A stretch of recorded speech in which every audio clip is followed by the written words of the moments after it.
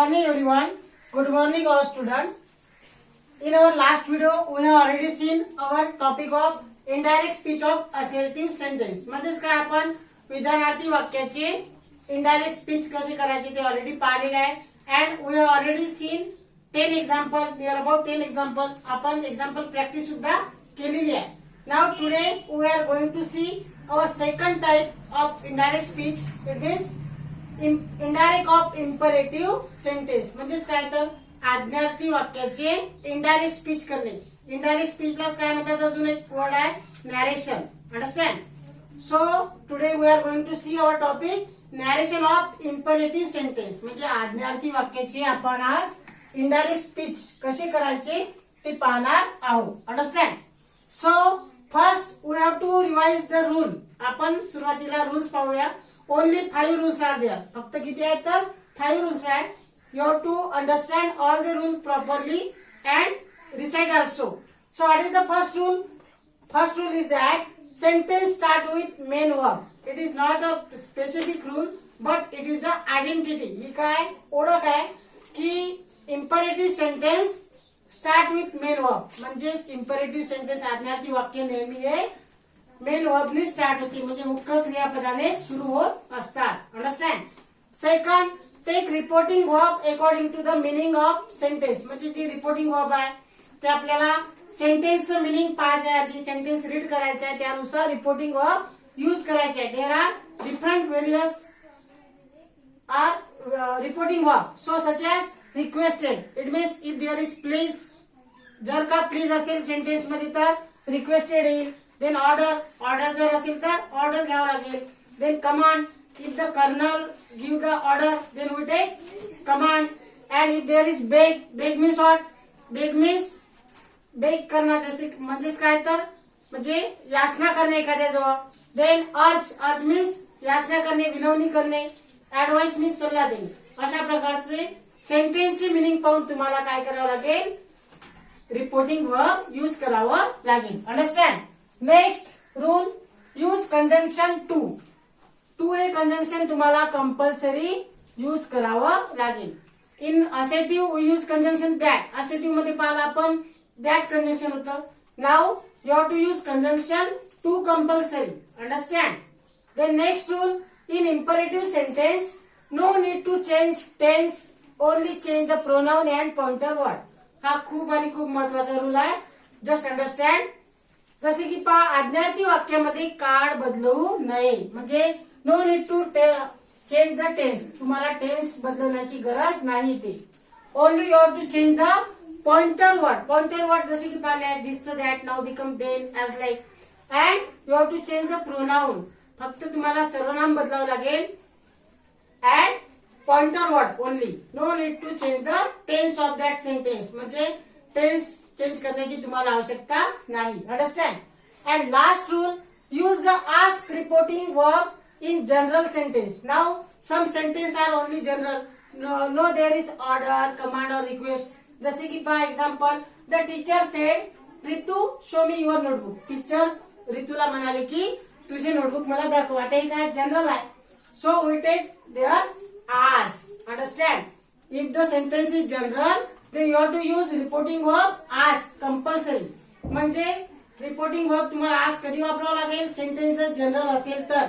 Order, request वगैरे त्या advice त्यामध्ये काहीच नसेल तर. अंडरस्टँड? समजलं तर तुम्हाला?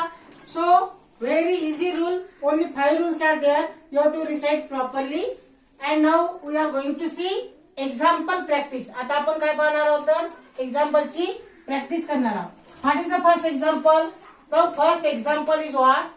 The teacher said to Ritu, show me your notebook. आता teacher and listen and see carefully. पहा आता काळजीपूर्वक पहा. Here is the listener. इथे listener आहे. जरी said to नाही, only said दिलेला आहे. But there is a listener. This Ritu is a listener. त्यामुळे इथे तुम्हाला so no need to take said as it is. म्हणजे assertive मध्ये जसं आपण said असेल तर saidच घेतो, तसं तर इथे नाही. परंतु listener, sometime listener is in a reporting speech. कधी कधी लिस्नर कुठे असतो तर रिपोर्टिंग स्पीच मध्ये असतो. तो तुम्हाला कन्फ्युज करण्यासाठी. अंडरस्टँड?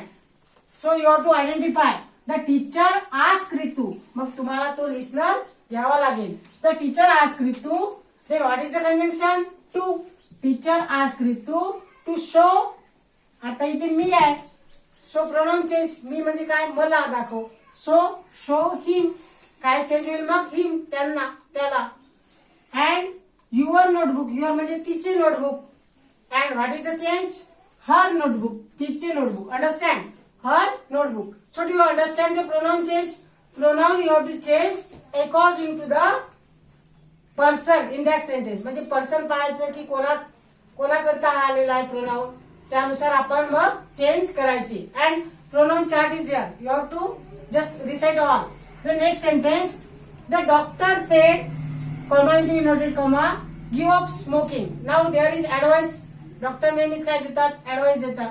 सो डॉक्टर ऍडवाइस, आता सेड ऐवजी काय येईल मग? रिपोर्टिंग वर्क ऍडवाइस येईल. The doctor advice and conjunction to give up smoking. Understand?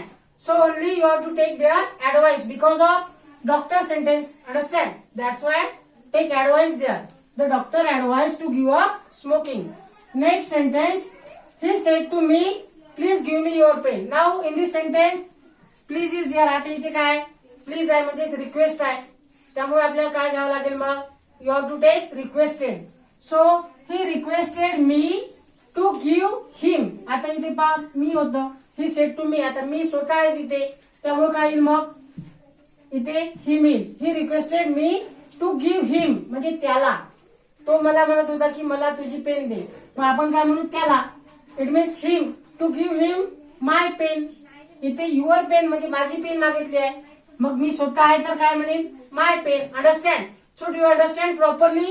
He requested me to give him my pen because me myself is there, म्हणजे मी स्वतः तिथे असल्यामुळे इथे माय पेन आलं. जर का तिथे बॉय नेम असतं तर हिज पेन आलं असतं. सपोज राज असतं तर his pen. Understand? And last example, the man said polish my shoes nicely. आता इथे पहा, एखादा रिच पर्सन आहे, some rich person, and he want to polish his shoe, म्हणजे त्याला त्याचे शूज काय करायचे? पॉलिश करून घ्यायचे आहे. तो काय म्हणतो मग? Polish my shoes polish my shoes nicely. माझे बूट काय कर? छान पॉलिश कर, अशी ऑर्डर देईल ना तो पॉलिश करणाऱ्याला. So you have to take here order because there is order. Because rich person always give the order to the poor person. You know very well. तुम्हाला माहित आहे की रिच पर्सन नेहमीच पुअर पर्सनला काय देतात? ऑर्डर देतात. Because they have the proud of their richness. त्यांना त्यांच्या श्रीमंतीचा काय असतो तर गर्व असतो की नाही? अंडरस्टँड?